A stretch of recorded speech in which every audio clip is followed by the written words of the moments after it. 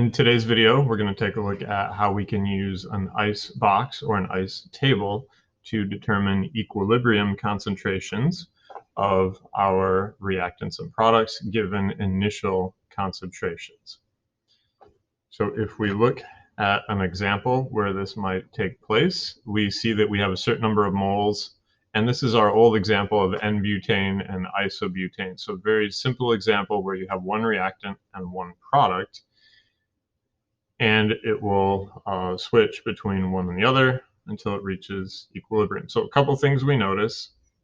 It tells us the K, so the constant, the value of K is 2.5, and remember that changes with temperature, so they're just giving us the temperature that it's 2.5. We also have a number of moles of N-butane and the size of the container. So they let it come to equilibrium, and they want to know what's the equilibrium concentration of each thing, the N-butane and the isobutane. So we know the moles and the liters of our starting stuff. So we could use that to find an initial concentration. So we need to use an icebox to do this. And the reason you know, or the way you know that you need an ice table to figure this out, is if they ask about equilibrium concentrations, but they give you initial concentrations. So they tell you what it looks like at the start, they want to know what it looks like at equilibrium, then you're going to use an ice table. So here the ice stands for initial, change, and equilibrium. So if we make a table of values where we can track the initial concentration and then how those concentrations change, and then eventually we can find the equilibrium. So the whole point of an ice table is to come up with the equilibrium values. If we know the concentration of all the reactants and products at equilibrium, we can put them in the equilibrium expression. You know, K equals products over reactants, coefficients turn to exponents, that kind of thing. We can put the numbers in there and solve for the value of K, or if we know the K, then we can solve for the equilibrium concentrations. So let's see what this looks like.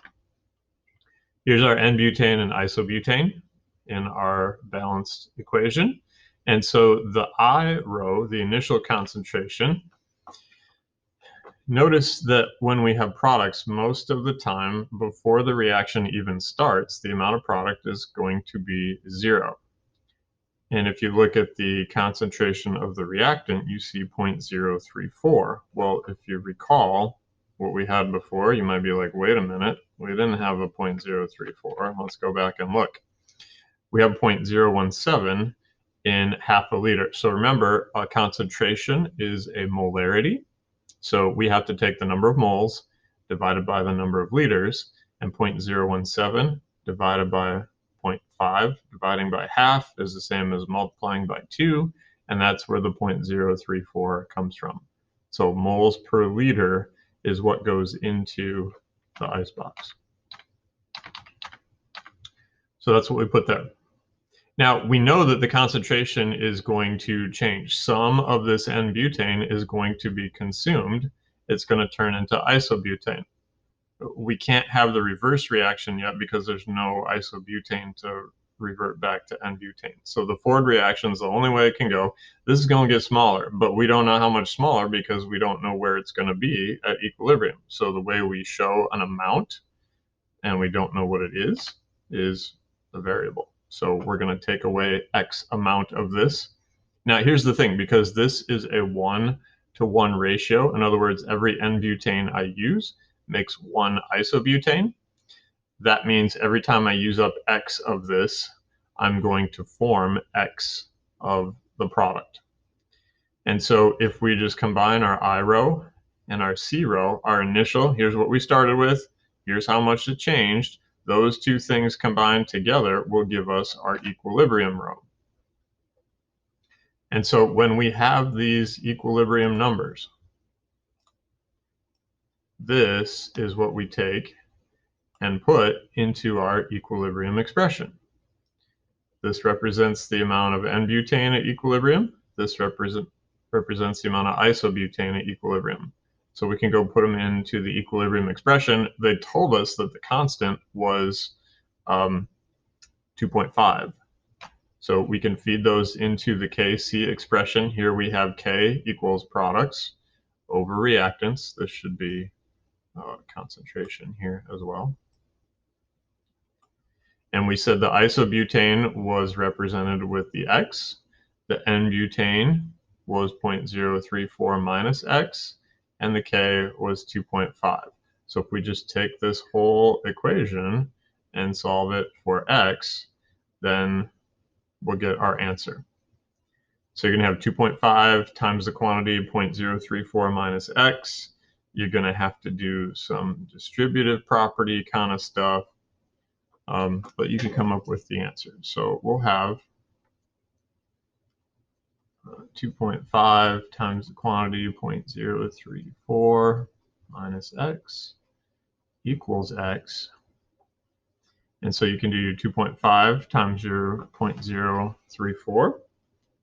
0.5 times 0.034, and that equals 0.085. So I'm going to have 0.085 minus 2.5x equals x. And so if I combine my like terms, I can add 2.5x to both sides. And so over here, we're going to get 3.5x. And over here, we're going to get 0.085. And so if we then divide both sides by 3.5, we'll come up with the value of x. So 0.085 divided by 3.5 is 0.024. Now, it's kind of good to go back and remember what x represented, and it's right here. X is the concentration of isobutane. So if they want to know the concentration of each thing, then we could say that this 0.024 right here,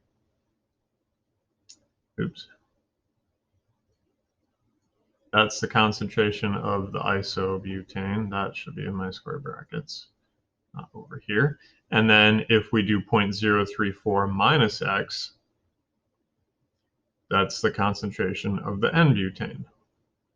So my N-butane concentration is going to be 0.034 minus 0.024, which would be 0.010.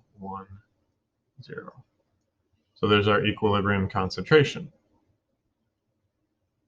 It makes sense because our K is bigger than 1, that we have more products than we have reactants. And that's true. And so that ratio should be 2.5. It's pretty much 2.5. So there you go. That's how that works. So if we do another one like that, we can do a similar kind of thing. They tell us the K, they tell us the starting amount, and we're supposed to come up with equilibrium concentrations.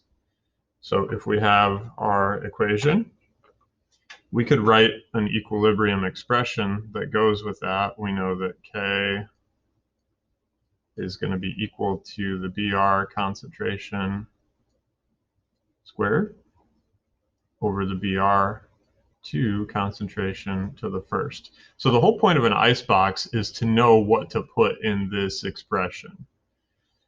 And so once we get that, once we get the E row in our icebox, then we put those numbers from the equilibrium row into the equilibrium expression.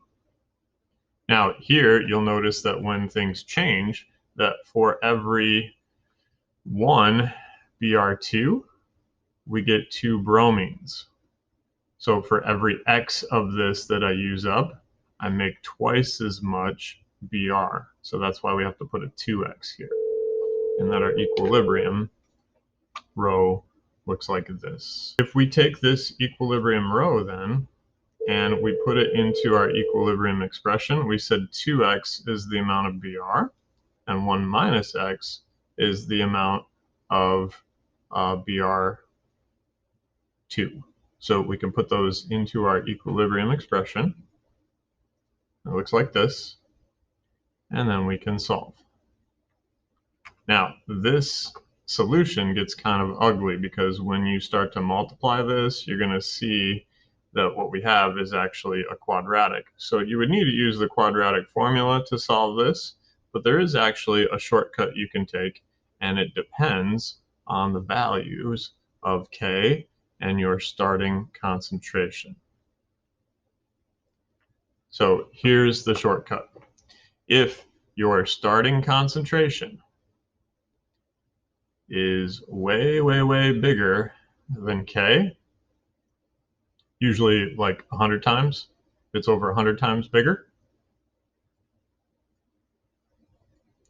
If your K is 100 times, or sorry, if your A starting concentration is 100 times bigger than the constant, then what really happens is that the concentration doesn't change that much. If your K is super tiny, then that means not very much of it is turning into product. So the amount that you start with and the amount you have at equilibrium are essentially the same. And if they're essentially the same, then that means any plus x's or minus x's in our equation are not going to change the answer. So we can get rid of them. So let's go back and look at this for a second.